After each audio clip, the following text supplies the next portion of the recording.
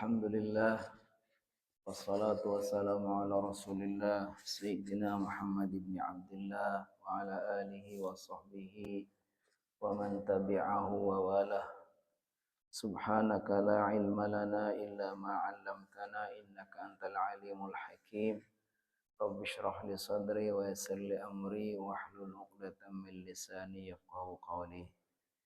Hadirin dan hadirat jamaah yang dimuliakan Allah Subhanahu wa ta'ala, wabil khusus kepada para tokoh pengurus DKM, para Bapak Haji, dan semua yang hadir dalam majelis ini tanpa saya sebut satu persatu, insya Allah tidak mengurangi rasa ta'zim, rasa bangga dan syukur saya bisa bertemu kembali dengan para jamaah semua, orang-orang soleh, orang-orang baik, orang yang selalu istiqomah ke masjid ya.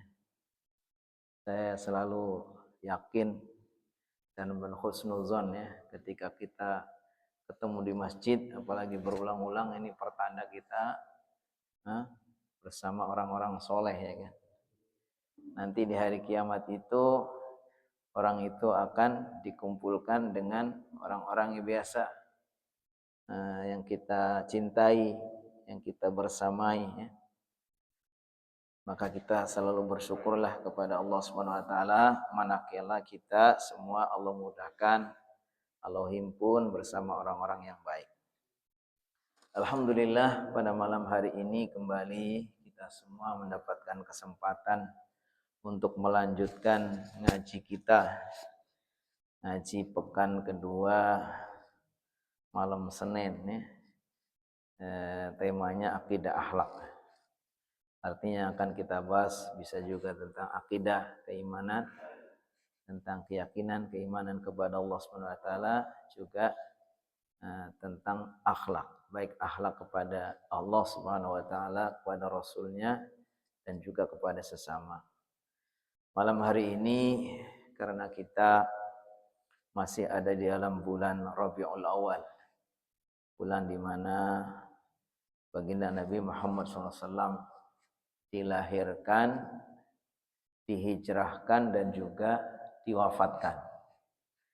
Jadi yang tidak ada ikhtilaf antara para ulama bahwa Nabi Muhammad SAW lahir itu juga pada bulan Rabiul Awal, hijrah juga pada bulan Rabiul Awal, akhir hayatnya atau wafat juga pada bulan Rabiul Awal. Yang diperselisihkan itu harinya atau tanggalnya. Termasuk tanggal kelahiran Nabi juga diperselisihkan, walaupun ada yang meyakini atau sebagian besar meyakini terjadinya tanggal 12 Rabiul Awal. Maka karena masih momen Rabiul Awal ini, kita akan mengkaji tentang akhlak kepada baginda Nabi Muhammad sallallahu alaihi wasallam. Saya bacakan satu hadis. Baginda Nabi Muhammad SAW bersabda, la yu'minu ahadukum. La yu'minu, tidaklah sempurna imannya. Jadi bukan diartikan la yu'minu tidak beriman, tapi tidak sempurna. Jadi menurut para ulama diartikan la yu'minu itu tidak sempurna imannya. Hatta akuna, salah satu dari kalian tidak sempurna imannya, hatta akuna, sehingga aku, maksudnya adalah baginda Nabi Muhammad SAW, ahabba ilaihi, lebih dicintai olehnya, min walidihi, daripada orang tuanya, wa waladihi, dan anaknya, wan nasi ajma'in, dan seluruh manusia. Jadi ini bagian dari akhlak kepada baginda Nabi Muhammad SAW, kita umat Islam itu agar betul-betul mencintai baginda Nabi Muhammad SAW, dan cinta kita kepada Nabi Muhammad itu tidak boleh ya dikalahkan oleh cinta kita kepada yang lain. Bahkan cinta kita kepada orang tua, cinta kepada anak, cinta kepada seluruh manusia itu semua harus dikalahkan. Yang paling kita cintai adalah baginda Nabi Muhammad sallallahu alaihi wasallam. Fa mahabbatun nabi min dinina wa aqidatina. Jadi mencintai Nabi itu bagian dari agama kita dan bagian dari keimanan kita. Nah, jadi kalau ada orang tidak mencintai Nabi, yaitu berarti secara agama, secara akidah itu bermasalah. Kalau betul-betul nggak ada rasa cinta, itu berarti sudah bermasalah. Kalau cintanya belum sempurna, ya, mungkin masih lebih cinta kepada anak, kepada orang tua, kepada orang-orang yang kita cintai, mungkin itu masih ada keimanan, tapi tidak sempurna. Qala Umar, ada satu riwayat, sahabat Umar pernah bertanya kepada baginda Nabi Muhammad SAW. Ya Rasulullah, la anta ahabbu ilayya min kulli syai. Wahai baginda Nabi Muhammad Rasulullah SAW, sungguh engkau lebih aku cintai dari segala sesuatu. Berarti sahabat Umar itu sudah begitu tinggi cintanya kepada Nabi. Beliau katakan, saya, wahai Rasulullah, sudah mencintai engkau melebihi segala sesuatu. Illa min nafsi. Kecuali diri saya. Maksudnya, dia lebih cinta kepada Nabi dari segala-galanya, kecuali satu lagi. Dia masih tetap lebih cinta kepada dirinya. Illa min nafsi. Saya akan mencintai baginda melebihi segala-galanya. Kecuali Pak, saya belum bisa mencintai baginda melebihi cintaku kepada aku sendiri. Apa kata baginda Nabi SAW? Faqala Nabi SAW, la walladhi nafsi biyadih. Tidak wahai Umar, walladhi nafsi biyadih. Demi zat yang diriku ada di genggamannya. Hatta akuna ahabba ilaika min nafsik. Tidak sempurna wahai imanmu wahai Umar, sampai aku itu lebih engkau cintai daripada dirimu sendiri. Faqala Umar lin Nabi sallallahu alaihi wasallam. Baru setelah dikasih tahu bahwa imannya Umar itu belum sempurna sampai dia mencintai Nabi melebihi atau mencintai Nabi melebihi segala-galanya. Bahkan melebihi dari cinta kepada dirinya. Maka langsung Umar menjawab bahwa fa innakal an wallahi la anta ahabbu ilayya min nafsi. Wahai Rasulullah SAW, sungguh engkau sekarang demi Allah engkau lebih aku cintai dari segala-galanya, bahkan dari diriku. Artinya sudah menjadikan cinta kepada Nabi Muhammad SAW di atas segala-galanya. Di atas cintanya Umar, di atas segala-galanya. Faqala Nabi SAW, maka Nabi Muhammad SAW bersabda, Al-an ya Umar. Sekarang wahai Umar, imanmu sudah betul-betul sempurna. Jadi bagian dari akhlak kita kepada Nabi Muhammad SAW, dan itu bagian dari akidah dan agama kita, bagaimana kita mencintai Nabi Muhammad SAW, paling kita cintai melebihi cinta kita kepada segala sesuatu. Melebihi cinta kita kepada anak, pada bapak, ibu, keluarga, seluruh manusia. Sampai digambarkan ketika sahabat Umar mengatakan dia mencintai baginda Nabi Muhammad SAW itu lebih dari segala-galanya kecuali dari dirinya sendiri, pun itu belum dikatakan sempurna. Fa ya ibadallah, wahai hamba Allah, mahabbatuna lin nabi aqidatun wa imanun. Cinta kita kepada Nabi Muhammad SAW itu merupakan akidah. Akidah itu maksudnya sesuatu yang harus kita yakini, kita ikat kuat di dalam hati. Akidah itu dari kata-kata aqad artinya ikatan. Jadi sesuatu keyakinan yang harus kita ikatkan dalam hati, yang harus kita pegang teguh erat-erat, enggak boleh lepas. Wa iman, dan keimanan, bagian dari akidah dan iman kita, yaitu kita mencintai baginda Nabi Muhammad sallallahu alaihi wasallam. Li'anna Allah Ta'ala, karena Allah Subhanahu wa taala akhrajana bihi minadh-dhulumati ilan nur. Kenapa kita harus menjadikan Nabi Muhammad paling kita cintai melebihi segala-galanya, bahkan melebihi cinta kita kepada diri kita sendiri? Dikatakan apa? Li'annahu atau li'annallaha akhrajana bihi, karena dengan baginda Nabi Muhammad SAW, dengan perantara Nabi Muhammad SAW, Allah keluarkan kita minadh-dhulumat, dari kegelapan. Kegelapan kekufuran.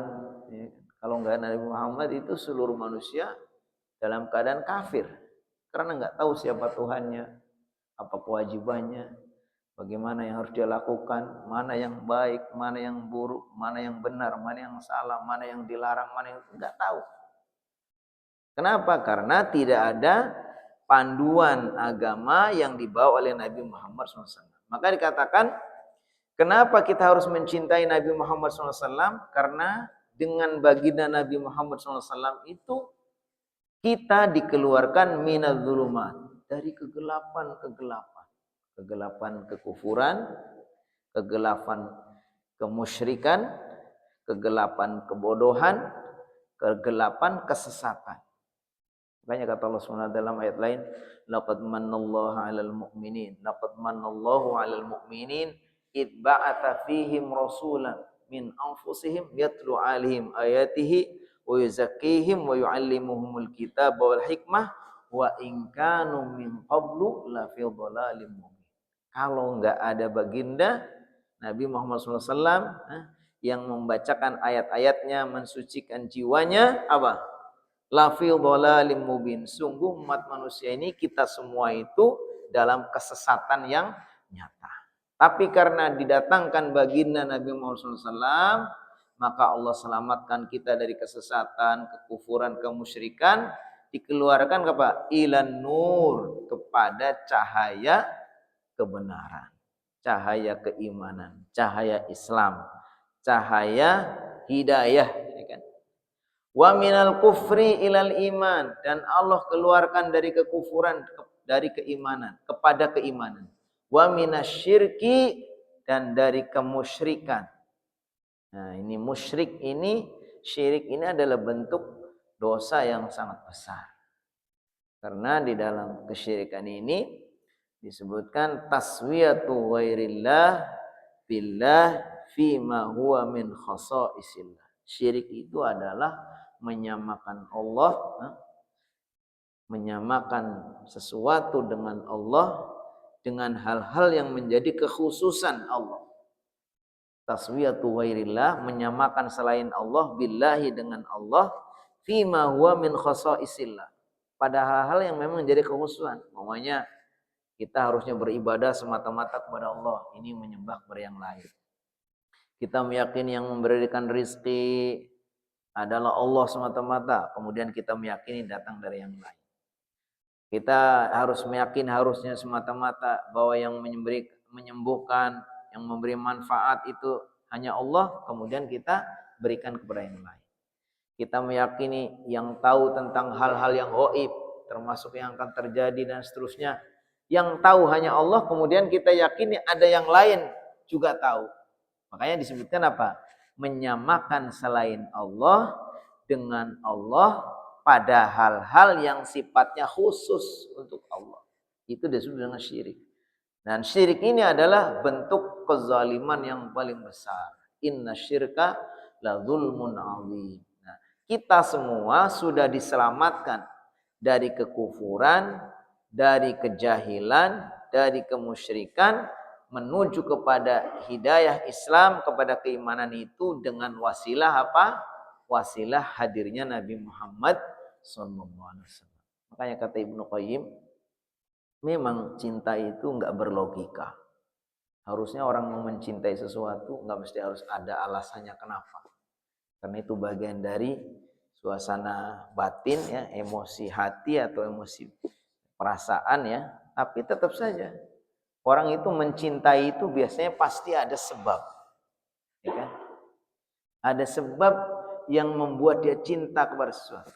Pertama, sebab karena kita melihat dia itu menarik, baik, ya kan?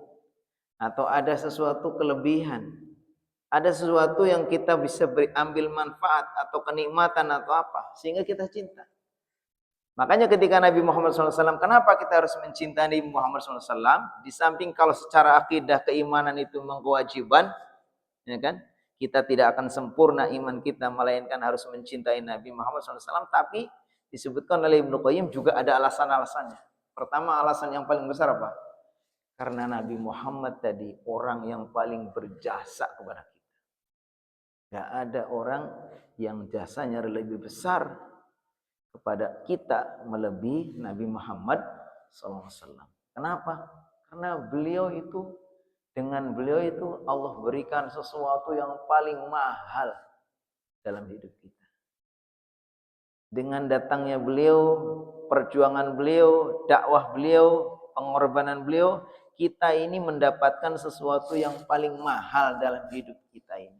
Apa itu? Iman dan Islam.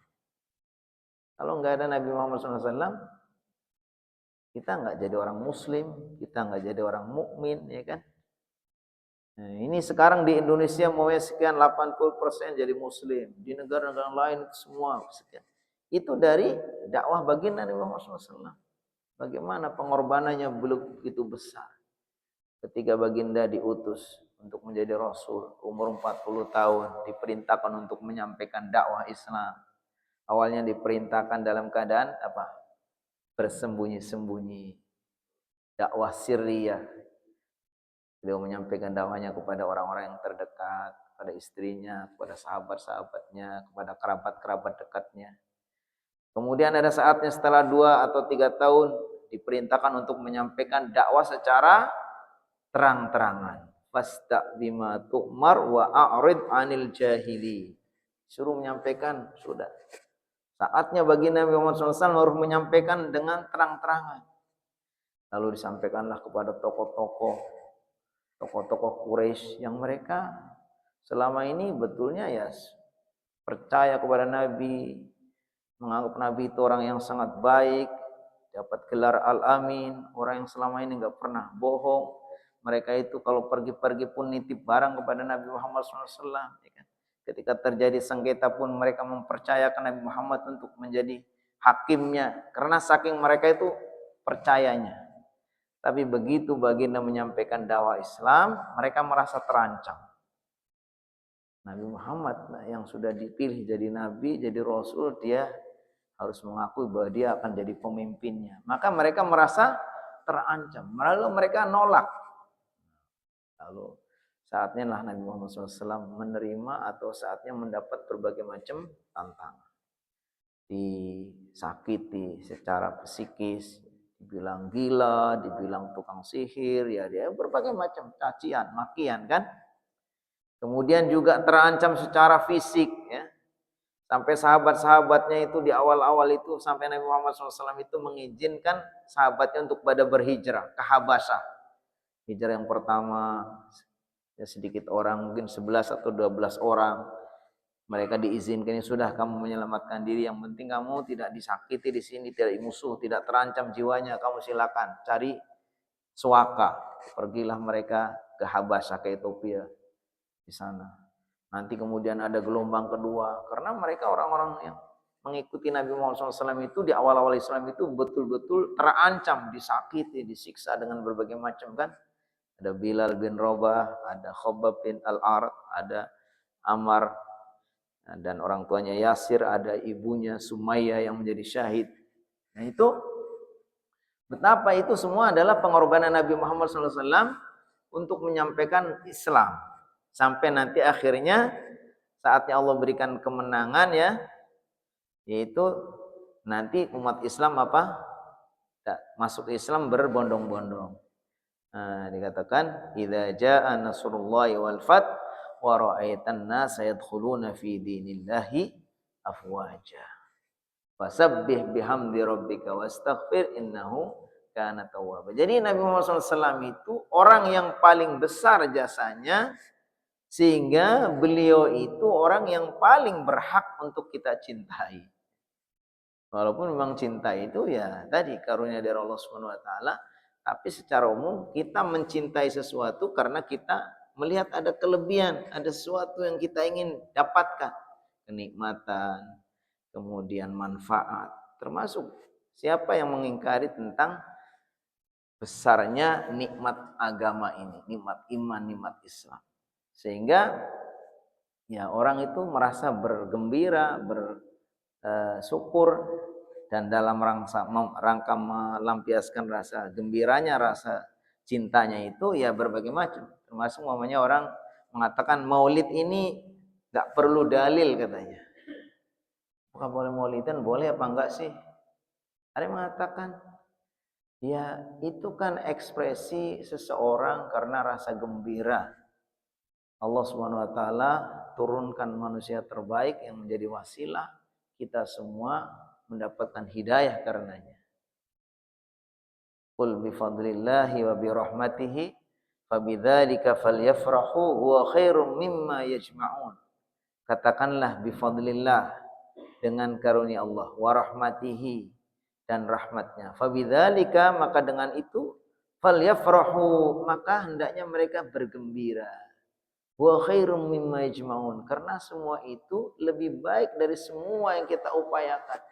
Harta, tahta, kekayaan semua itu nggak akan bisa dibandingkan atau akan membandingi nilainya apa? Datangnya baginda Nabi Muhammad, datangnya karunia Allah dan rahmat Allah. Maka kemudian mereka mengatakan ya orang memperingati Maulid Nabi yang nggak perlu dalil, karena menunjukkan ekspresi cinta mereka kepada Nabi Muhammad SAW dan ekspresi rasa syukur mereka dengan hadirnya baginda Nabi Muhammad SAW yang menjadi wasilah dapatnya atau menjadi wasilah mereka mendapatkan hidayah. Tetapi tentu saja ya para ahli juga sudah membahas apa boleh enggak sih mengadakan peringatan Maulid, ya kan? Ya, menurut para ahli bahwa Maulid ini memang peringatan yang dimaksud peringatan Maulid ini memang yang sudah sejak zaman dahulu, di awal-awal itu adalah perkara yang terjadi ikhtilaf muktabar. Ikhtilaf muktabar itu perselisihan yang dianggap, maksudnya memang yang diakui oleh para ulama bahwa ini perkara yang terjadi ikhtilaf. Maksudnya tidak sepakat satu kata. Kenapa? Karena ini perkara yang sifatnya ijtihadiyah. Ini perkara yang sifatnya bukan usul, bukan kayak rukun iman, rukun Islam, sholat. Ya. Ini termasuk perkara-perkara yang sifatnya furu', bagian dari cabangan agama yang sifatnya ijtihadiyah. Makanya ya harus kita akui ya kan, kalau ada yang mereka itu mengadakan maulid, ya silahkan ya. Itu kan bagian dari ada menurut dalilnya, ada juga dalil umumnya ya. Bahkan disebutkan ya maulid Nabi Muhammad SAW itu ya itu bagian dari ada contohnya Nabi Muhammad SAW sendiri juga sudah melakukan maulid dalam artian mensyukuri kelahirannya. Ketika Nabi Muhammad SAW itu berpuasa pada hari Senin, ya, lalu beliau ditanya, kenapa baginda itu puasa pada hari Senin? Beliau katakan, dzaka yaumun wulidtu fihi wa ub'atsu fihi. Itu hari di mana saya dilahirkan dan di mana saya juga mendapatkan risalah. Jadi dengan dalil umum ini pun sebenarnya juga sudah cukup, ya kan? Bahwa ya boleh saja memperingati Maulid. Dan makanya pendapat yang pertama menurut para ulama, para ahli itu apa? Hukumnya mustahab atau jaiz mustahab. Jaiz artinya boleh, mustahab itu dianjurkan. Nah, jadi hukum maulid atau merayakan maulid itu menurut sebagian itu, dan ini mungkin mayoritas juga, kalau di Indonesia itu mayoritas ya, itu hukumnya jaizun mustahab. Seperti yang dipilih oleh Syekh Ramadan Al-Buti. Beliau mengatakan itu hukumnya jaizun mustahab. Juga yang dipilih oleh rahimahullah Syekh Yusuf Al-Qardawi itu juga mengatakan juga jaizun mustahab. Atau sekarang ketua Ikatan Ulama Sedunia Syekh Muhammad Hasan Didu itu juga mengatakan jaiz mustahab. Di negara-negara yang lain banyak sekali itu, hampir di negara-negara ya banyak, selain Indonesia juga banyak yang mengadakan peringatan maulid, kayak di Mesir dan di beberapa negara lain juga mengadakan maulid. Jadi ini arus yang pertama yang mengatakan jaizun mustahab. Ada yang kedua itu hukumnya mubah. Mubah itu perkara yang boleh, tergantung bagaimana orang itu memperingati maulid. Ketika yang dilakukan dalam peringatan maulid itu sesuatu yang baik-baik, diisi dengan sholawat, diisi dengan baca Al-Quran, diisi dengan hal-hal yang bermanfaat kayak nasihat, dibacakan sirah, ya kan sesuatu yang mubah itu tergantung bagaimana niatnya dan bagaimana cara melaksanakannya. Ketika niatnya itu dalam rangka mensyukuri nikmat Allah yang besar ini, datangnya Nabi Muhammad SAW, lalu kemudian mengundang ustadz untuk ceramah tentang perjuangan Nabi, dibacakan sholawat, dibacakan sirah, dibacakan berbagai macam yang baik-baik, ya kan? Di situ ada kajian dan seterusnya, ya itu sesuatu yang baik. Kenapa? Karena ini hukumnya mubah dan ini yang dipilih oleh Tarjih Muhammadiyah kalau nggak salah. Muhammadiyah memilih seperti itu, tergantung. Tapi tentu saja kalau diisi dengan hal-hal yang haram, ya kan, di situ ada perkara-perkara yang mungkar, terjadi kemaksiatan, laki perempuan pemainnya joget-joget atau apa, tentu itu jadi tidak baik. Karena hukum asalnya adalah mubah. Perkara yang mubah itu netral, tergantung bagaimana niatnya dan bagaimana cara melaksanakan. Jadi kalau kita lihat di sini pertama dan kedua itu dua-duanya bagus.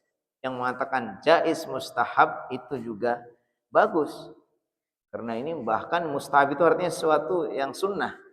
Kalau dilakukan mendapatkan pahala, kalau ditinggalkan juga nggak apa-apa. Itu kalau yang hukum yang pertama. Kalau hukum yang kedua ini adalah mubah. Mubah itu berarti apa? Tergantung. Tergantung ketika kita menyelenggarakan maulidnya itu yang baik-baik dengan niat yang baik-baik, diisinya baik, ya itu maka menjadi baik. Sebagaimana kalau kita mengisinya dengan hal-hal yang tidak baik, ya tentu kita menjadi dosa. Nah, arus yang ketiga itu yang mengatakan itu bid'ah. Bid'ah itu menurut dia itu menyalahi sunnah.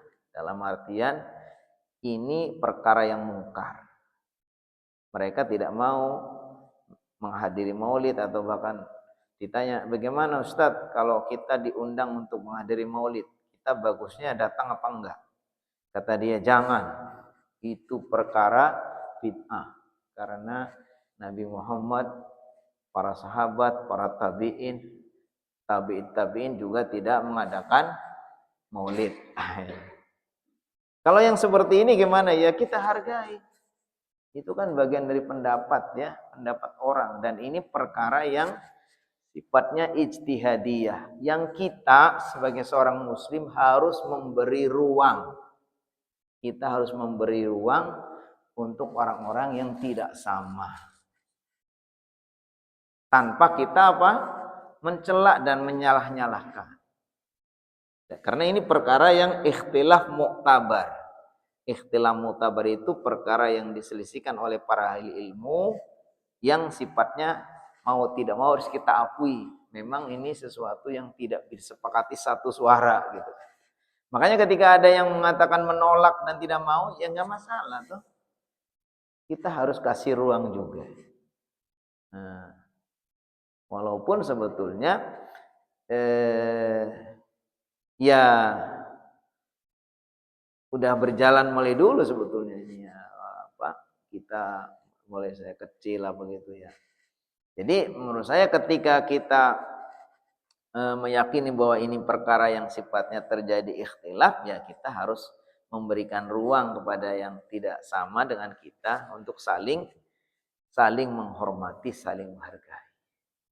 Bahkan yang mereka akui, ya orang-orang yang mengatakan bahwa maulid bid'ah pun mereka guru mereka atau apa yang mereka yakini ya, panutan mereka namanya Imam Ibnu Taimiyah pun mengatakan apa? Beliau mengatakan itu memang termasuk al-haflu bi maulidin nabi bid'ah. Menurut beliau memang benar bid'ah. Tapi dikatakan kata beliau kalau memang itu orang yang melakukan maulid dan dia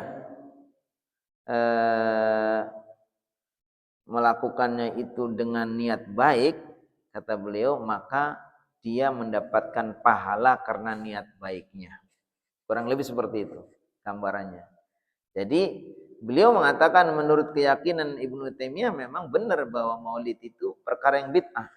Tapi apabila ada orang-orang yang melakukan maulid, kemudian dia niat baik di dalamnya melakukan hal-hal yang baik, maka kata beliau itu mendapatkan pahala karena niatnya. Artinya beliau memang berpendapat itu sesuatu yang bid'ah, tapi beliau juga mengakui terjadi perbedaan pendapat. Di mana beliau mengatakan adapun orang-orang yang melakukan maulid dan dia niat baik dengan memperingatin maulidnya itu, dia mendapatkan pahala. Artinya beliau menyadari bahwa memang ada orang-orang lain yang berpendapat berbeda dengan pendapat beliau. Nah, makanya kita kemudian dengan ini jelaslah, bila kita mendapatkan di masyarakat ada orang yang maulidan, ya monggo, ini berarti bisa juga mengikuti hukumnya jaiz mustahab, sesuatu yang sunnah. Berarti kalau dilakukan dapat pahala, kalau ditinggalkan nggak apa-apa. Atau mengikuti pendapat yang mengatakan ini sesuatu yang mubah. Ini sama dengan kita ngadain peringatan-peringatan hari raya peringatan kemerdekaan, peringatan ini, peringatan itu. Itu sama dengan itu. Mungkin ada juga yang mengadakan ulang tahun atau miladnya lembaga ini, miladnya yayasan ini, sama dengan itu. Ya kan? Nah, ketika di dalamnya itu memang tidak ada hal-hal yang sesat ya, kecuali kalau diyakini bahwa maulid ini sama dengan kalau orang Kristen itu sama dengan Natalan. Kalau orang Kristen ada Natalan, kita orang Islam maka ada maulid. Kecuali kayak gitu, itu jelas menjadi tidak benar ya kan. Tapi ketika memang itu dilakukan hal-hal yang positif, maka ada kemungkinan boleh itu dianggap sebagai sesuatu yang mustahab, disunnahkan, atau sesuatu yang mubah yang boleh.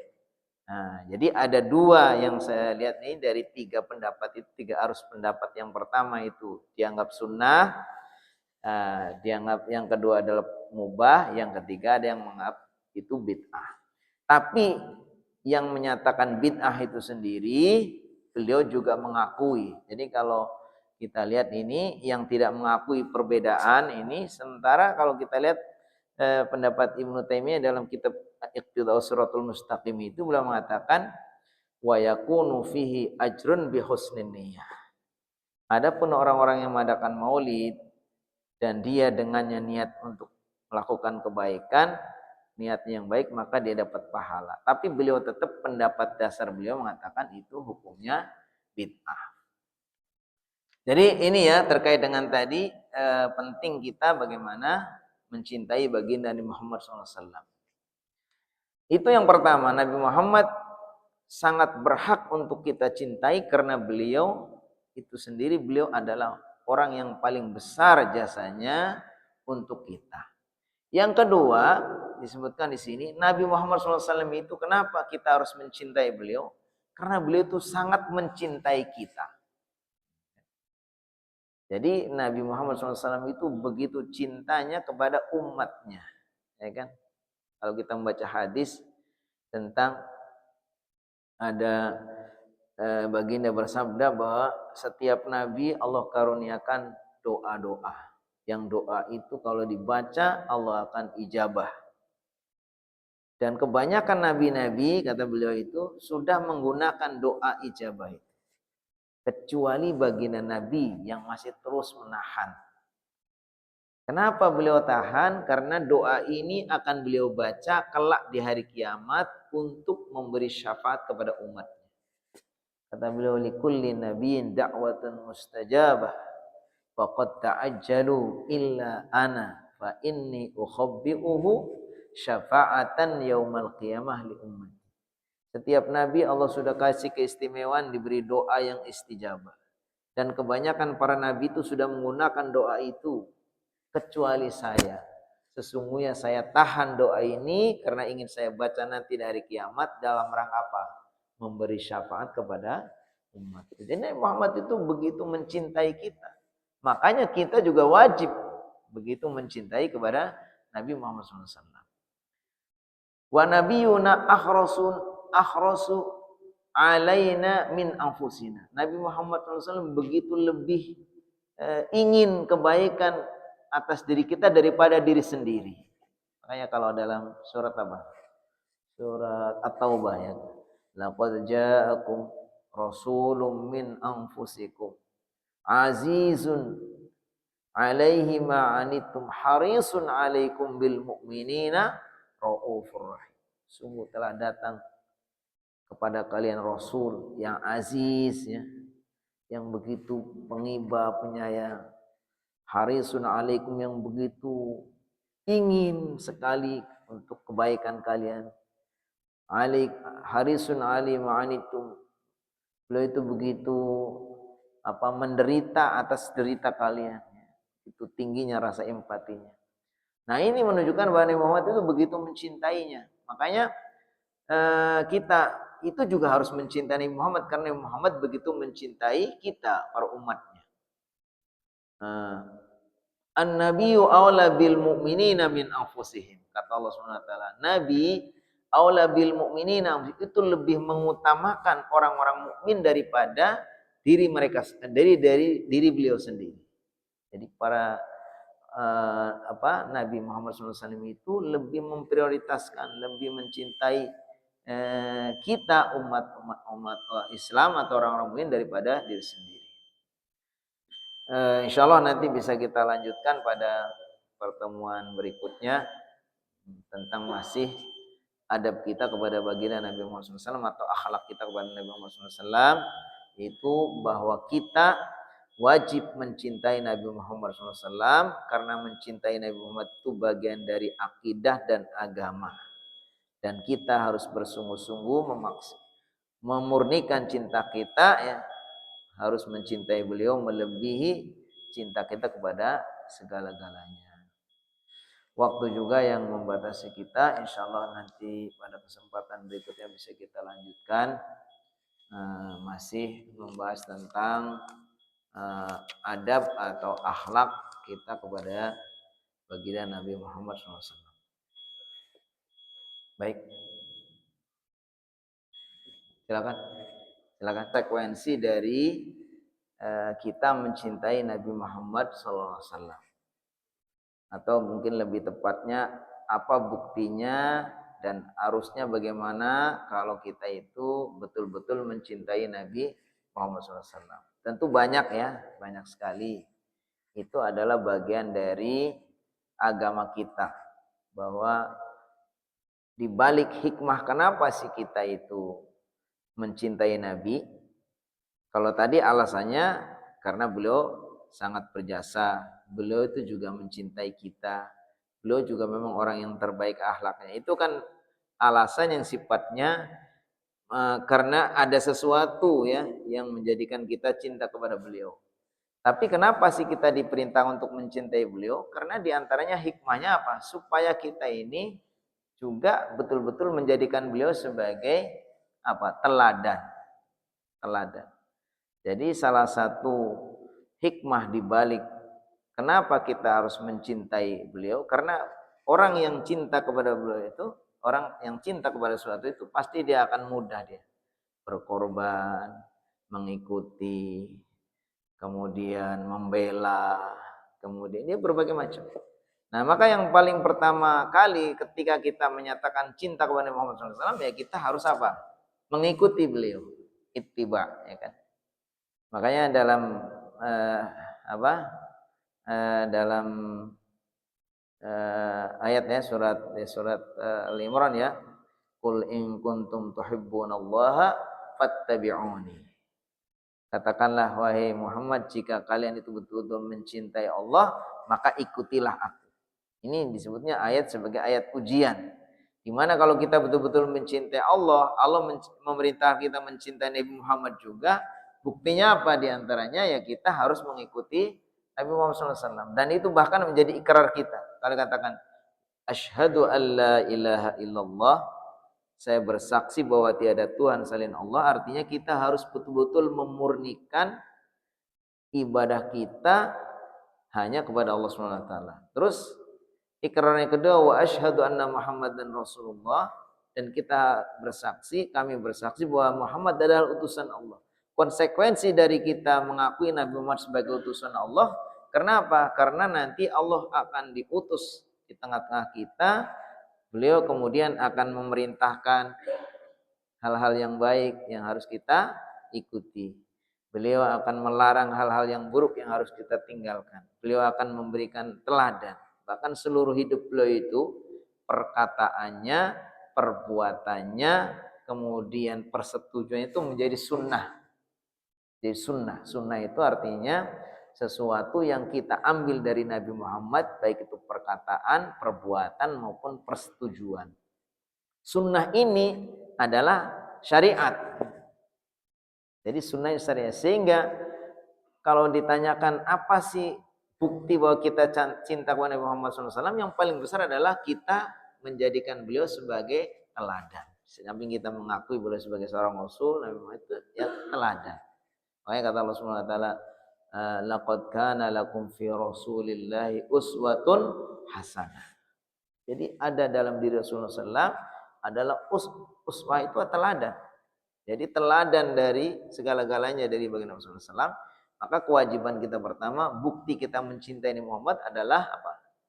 Ittiba, yaitu mengikuti Nabi Muhammad SAW. Bahkan dalam beribadah itu, orang itu tidak diterima ibadahnya kecuali harus dua. Pertama harus ikhlas, konsekuensi la ilaha illallah. Kemudian yang kedua harus ittiba, yaitu mengikuti sunnah Rasulullah SAW. Itu konsekuensinya dari Muhammadun Rasulullah. Tentu nanti dibahas juga oleh para ulama, apa sih bukti cinta kita kepada Muhammad SAW. Tapi diantara biasanya apa? Ittiba'u sunnatihi. Yang paling utama ya bukti cinta kita kepada Nabi adalah mengikuti sunnah Nabi Muhammad SAW. Itu barangkali ya, insya Allah mudah-mudahan bisa kita lanjutkan pada pertemuan yang berikutnya. Ini tapi ada satu pertanyaan yang penting sekali, maka terima kasih insya Allah. Pertanyaan dari satu orang, yang jawaban untuk semuanya. Mari kita akhiri kajian kita dengan sama-sama membaca Alhamdulillah dan doa kafaratul majelis. Alhamdulillahirabbil alamin. Subhanakallahumma wa bihamdika asyhadu an la ilaha illa anta astaghfiruka wa atubu ilaik. Assalamualaikum warahmatullahi wabarakatuh.